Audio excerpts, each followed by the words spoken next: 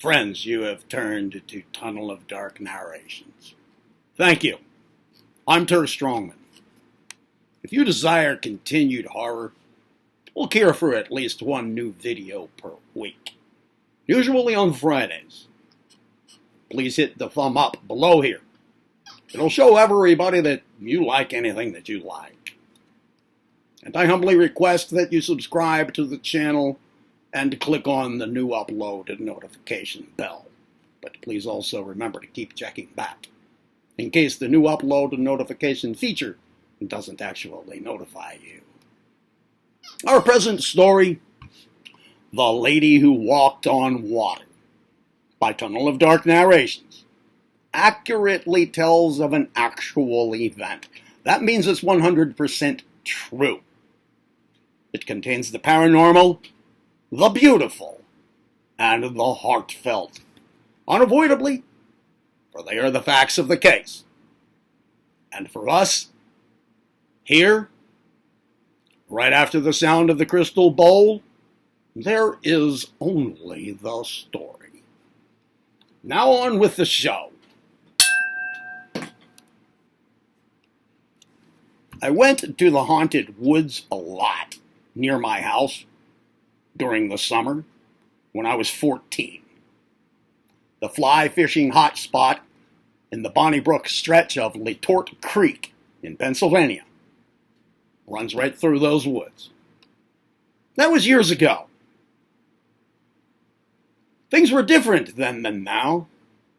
The creek is still there, of course, but now a lot of the woods where my encounter with the lady who walked on water happened are just a huge hole in the ground. The adjacent limestone quarry has spread way out. I wish I could go back to where my encounter had happened, but that's impossible. It had happened one afternoon up near the top of a knoll there. I always call it a knoll every time I tell the story, although I don't think I've ever seen an official knoll. It looked like a knoll to me. The young trees, or some kind of big bushes, grew strongly but crookedly, and here and there big hunks of limestone bedrock poked through the surface. I found a nice spot where I could sit on a couple of the rocks and look to the left, down the slope, and see the creek through a fair amount of foliage. Through a stretch of trees straight out from the bottom of the knoll, I looked across at the second and third stories of an old limestone house where my school guidance counselor had lived, with her husband and the two gorgeous twin daughters. Their house was haunted, and Mrs. Hauser, she told us stories about their house when she had to stand in as a substitute teacher. Her daughters, the Hauser twins, they talked about it too. So I sat there thinking about the house and looking at it, and thought about the Hauser twins taking off their clothes in it. It was too far away to see in the windows, but I had young lust and a good imagination. I noticed the big rocks sticking up around me, trying to communicate with me. Not physically exactly. I could hear it in my head and feel it. I got down close to the cracks in one of them, and I could see that tiny little beings of sorts were there, but just not quite visible, like as if it would take special glasses to really see them. They came across to me as part of the rock itself, like they belonged to the rock. I wasn't afraid, and they trusted me not to disturb anything. And then the trees, or the big crooked bushes, gave me a nice feeling, and they joined the rapport. I took off all my clothes It was a beautiful day. It was peaceful, alive. I stood and closed my eyes, put my arms out, and I breathed with meaning. The Hauser twins, the haunted woods, the living rocks, me, my joy, my innocence, all parts of one thing. I recalled a blue lady that the Hausers had talked about. They'd seen her the day that they'd moved into that house, as Mrs. Hauser had turned up a little spot of soil to start a garden. She dug up some pieces of a broken plate that looked just like a set that her grandmother had had years before. Holding the pieces, Mrs. Hauser looked up, and she saw an apparition on the water of the creek. It was a young lady wearing a pretty long dress or gown with lace, and she wore a bonnet and carried a basket in the crook of her arm. She was all light blue, and Mrs. Hauser could see through her. The young lady walked off the water and up on a small bank, and then stood there looking, and then she went away. Well, as I stood there, I thought about the blue lady that afternoon, and I loved her. I loved everything.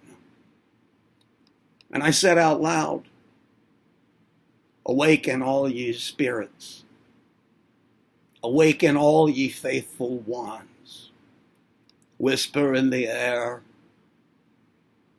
Whisper through the trees.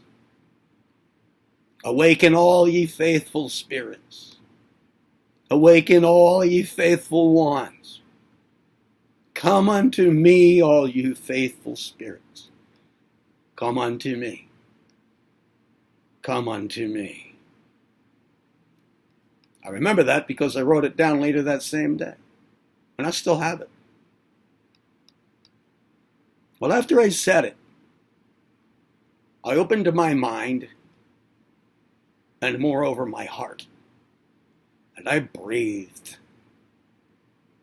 In a little while, I felt her presence, the blue lady, down on the water of the creek. So I looked, and there she was. She was like the little people in the rocks, the little beings in the rocks. I could see her with my special mind glasses. She was like in the air. And I could see her in the air.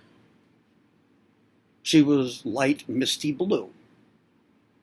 She just slowly walked on the water, looking like she was remembering something. I sent her a heart message. As soon as I did, she looked up and saw me. We were about 150 feet apart from one another. I remember she looked shy, a little bashful, maybe a little bit afraid. But I mentally told her that she's okay, and that it's okay to come on up, and that she's beautiful. She slowly made her way up the knoll, carrying her wicker basket full of flowers. Every now and then she hesitated, but I just let her take her time, and I kept telling her that everything's okay. I mentally said to her that I wanted to feel her up close, and that maybe she would like it too. And slowly she came on up, and she stopped right in front of me, one step away. I asked her permission for me to take that last step myself, so that we could be in the same place at the same time. And she consented. I guess we were both curious, and perhaps both a bit longing. I stepped forward, right into her. I stood right where she stood. I felt sparks go all through me. I wanted to feel it more, but she got scared. And she ran down the slope toward the creek, and she disappeared. I sat on the rock again, contemplating what had happened, what was happening. I had touched something sacred, and she had touched me. I got dressed and went home. Sometimes I go past where that house still is, and where the knoll used to be, but now it's just a big hole in the ground. And some of those times, I picture her walking on the water, looking like she remembers something. And I try to let her know that I remember her.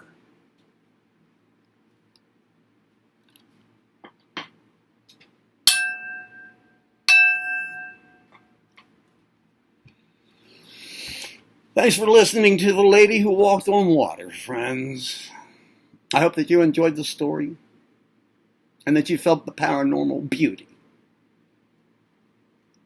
it involves, of the true event about which it tells. I would really appreciate it if you give the story a big thumb up below the video, and I welcome your comments further down. I just ask that when writing them, you keep an open mind and respect others. If you have ideas for horror or paranormal stories for narration here, please email them. Please email them to me at tunnelofdarknarrations@yahoo.com. And if you like this channel, feel free to support it by subscribing to it. And please always check back for weekly uploads. Lastly now, amid the noisy, confusing haste of this old world, its ghostly shadows of the past, and its vague uncertainties about the future, strive to stay alive, to be well, and to find peace in your restless souls. I'm Turk Strongman. Thank you for turning to Tunnel of Dark Narrations.